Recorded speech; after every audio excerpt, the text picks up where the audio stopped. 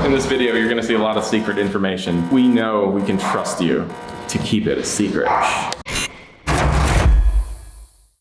Fun fact for you, did you know that in the past year, our audience has grown more than it has in the previous 9 years combined? 9 years, you're telling us? We've been well established and had a large team of talented filmmakers by our side for 10 years? No, that took about 5 years to get to that point. 10 years ago, May 17th, 2010, that's when we started the Corridor Digital YouTube channel, and here we are a decade later. It's interesting because on our 10-year anniversary, Niko is moving out. I've been in this building ever since we moved to Los Angeles. Corridor Digital started in the loft that I currently live in before we moved it over to studio number 4. With that change will come a lot of changes for the studio. It's been a crazy time, and we want to tell you a bit of a personal story in this video and take you guys on the journey of what started as just 2 kids from Minnesota and turned into a whole group of filmmakers being really passionate about the stuff they make and having an awesome audience to make it for. Let's go on a journey.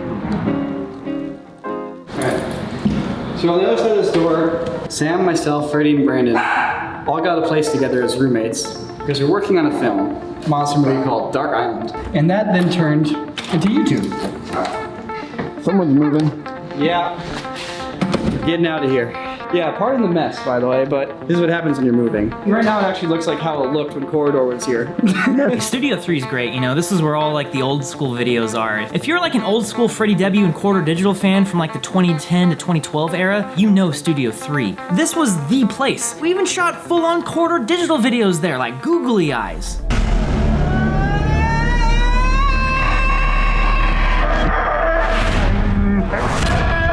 In this part of LA, this was literally the cheapest building, and some of you guys might know that our landlord is an artist. I am not just any landlord. I am Steve the landlord. He has made it his goal to keep the rent low in this building. Us being 2 bumpkins from the Midwest really appreciated that. We didn't have jobs. We didn't have a place to live. We could happen to afford enough room to actually set up green screens, store props, do all that stuff, and really get a head start.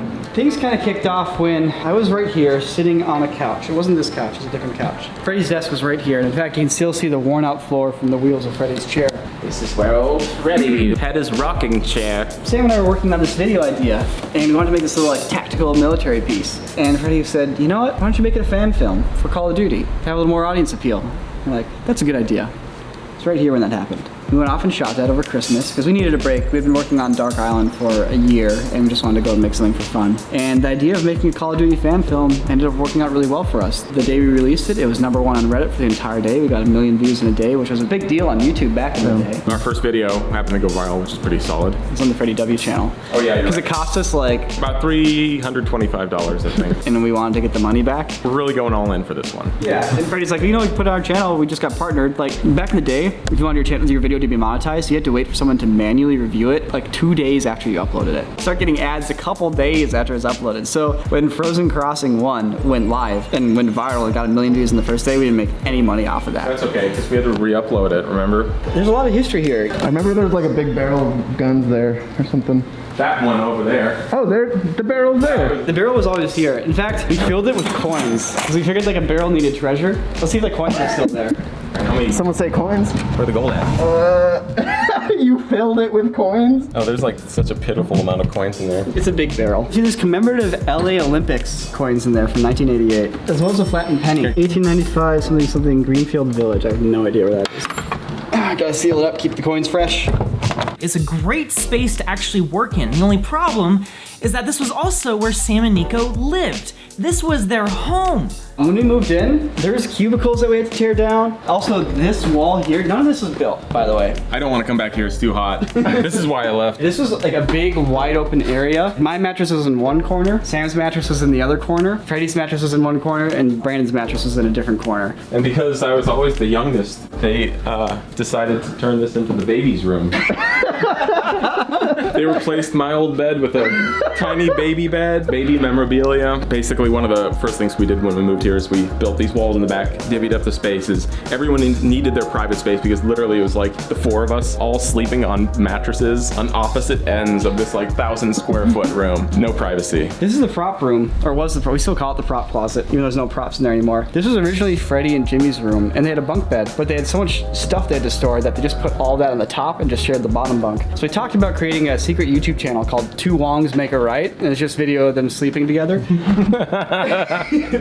Never did it. But we did end up making a really fun video where we had a fake gun wall that like spun around to like show our cool guns that like tricked everybody to thinking that that Jake built a real mechanized gun wall. When we initially moved in, there was like just a metal pole that was left from the previous tenant, and Brandon had the idea of making a pull-up bar. So I spent like an hour cutting through it with a hacksaw. It's been here ever since for us to do workouts on. I did the upside down ones, clip your toes underneath and we'll do it upside down. So we were living and working out in the same space, and that was one of the things that we could do in this area. This is known as artist lofts, live workspaces. So you can actually run a business and live in the same space, which is actually illegal in much of LA. Occasionally fans would, find the address, and usually it'd be outside or something like that. But one Saturday morning, I'm sitting on the couch, I'm in like gym shorts, Sam's in the kitchen making coffee or something like that, and the door opens.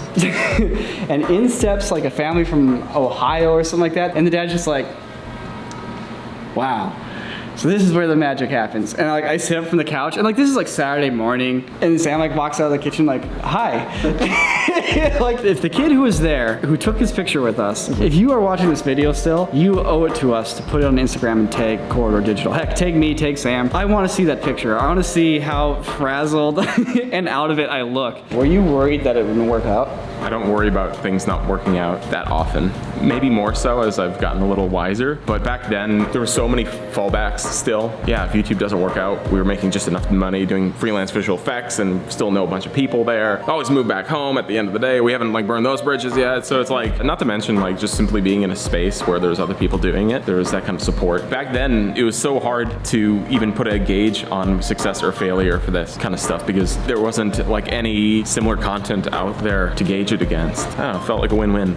You guys might wonder where Jake plays into all this. So Jake is also from the same hometown. He was the same grade as us, went to the same high school. And he was already out here going to law school. Jake's always wanted to do this kind of thing, making art, but also helping shepherd it, because that's kind of Jake's personality. He's a German shepherd of a human being. Basically fell in with us right away because he just wanted to help us make videos.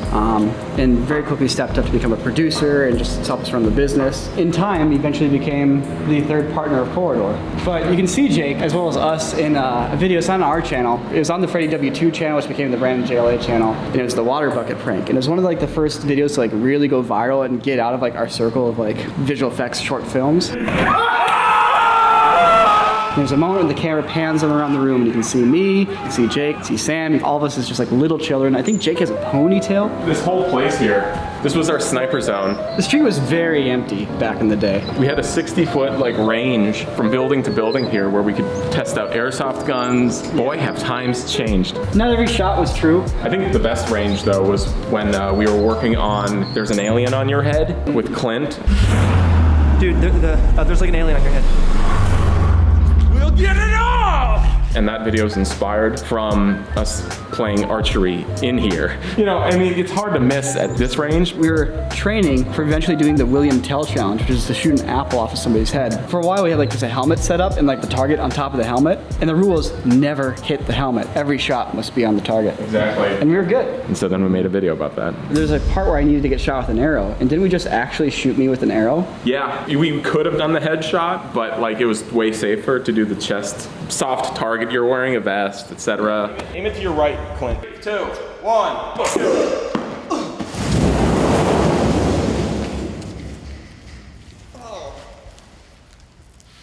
Are you alright? It was pretty cool actually shooting Niko with a real arrow. Just like we shot Peter. It was the same thing. We'll create a playlist of all the memories and all the videos that we're talking about. A memory that really stands out to me is when we were going to go out and shoot our brand deal for Assassin's Creed 4, Black Flag. So Ubisoft had actually given us a pretty solid budget to shoot a cinematic video. And we had rented actual tall ships to go out and film upon that would be out on the ocean with actual crews and pirates. We were shooting an actual big budget thing at that point. Something that we had been dreaming of doing forever. And we had all of our gear laid out here. This whole place was just filled with boxes. And we're trying to live here at the same time, not just me and Sam, but 4 people. And it was right around that time Studio 4 opened up. So Studio 4 is another unit in this building. It's actually on the other side of that wall. It's a studio that you guys see in all the videos. And the idea of having a studio where we could work and another place where we could live and not having them be the same spot was starting to get really appealing. And it was just shortly after that that we ended up renting Studio 4. That started the whole era of, the new Corridor crew videos, the new Corridor videos, all the things that you guys basically know us for now. So the craziest thing about all this YouTube stuff is that I never expected to be doing this for more than like 2 or 3 years. I always felt like, oh, this is just like a stopgap as we figure things out. Before we get work on a movie set or work for a studio, or somebody hires us to maybe work on a TV show or something like that. Like, we've done a series and we've done movies. You do them and then it's like, well, now what? I guess we'll keep doing YouTube. I think the reason we keep coming back to it is because of you guys, because of the audience. Because as an artist, there's nothing more rewarding than having people watch your work. It's easy to forget all that and not be thankful for how amazing YouTube is for artists. You can look at Ren and how he's gone from doing behind the scenes on the Sam and Niko channel to doing visual effects on the Corridor channel to now doing educational science-based videos on the Core Crew channel. I guess our attitude with Corridor has always been to make it a thing that helps us do what we want to do. Try to find a way to deliver the art to the people that want to see it, and at the end of the day, make the art that you want to make. Why do you care about what we do here? Why do you come watch it? Why did you listen to us tell the story of Corridor? I'd be curious to know why. This is getting really deep. Hey man, we've been doing this for 10 years. Like, I've spent a third of my lifetime doing this. It's crazy. I started making videos with Sam when I was 14. I guess this is the 20-year anniversary of us making videos together. Yeah, that is. 20-year anniversary of making videos. So behind this American flag is studio number 3, the place we just toured. It's our intention right now that when Niko leaves, that we take our studio and we begin using that space as part of it. Maybe we'll have more space to do cool things. Maybe we can get that archery range back. A green screen, a slide, probably a rope, who knows? Hey, maybe the Guillotine channel will get filmed again. Over the past 2 years, we've basically doubled in personnel and now we'll double up in size. So it was getting pretty crowded. Everybody's at home right now, so it's not as crowded as it used to be, but back in 2008, there was 5 buddies that pursued their dreams of filmmaking down here at Hunter Street, and one by one, they left. Jimmy Wong, out. Freddie Wong, out. Brandon Lotch, out. Myself, Sam, out. And all there was that remained was Niko, until now. And he has finally left to become a fully grown man. No longer will he live in the apartment with all his post-college, mid-20s memories. And so for that, I feel like we should pour one out.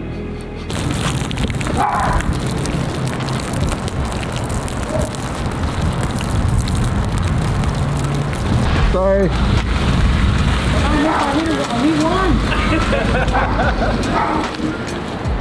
I don't know, I feel like we just got relegated to like little square on the end card while we were pouring them. You did it. I could feel myself shrinking down into the end corner of the screen there as we were pouring them.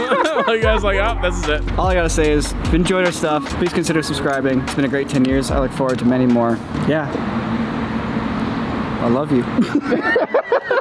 It's kind of a huge commitment, Niko.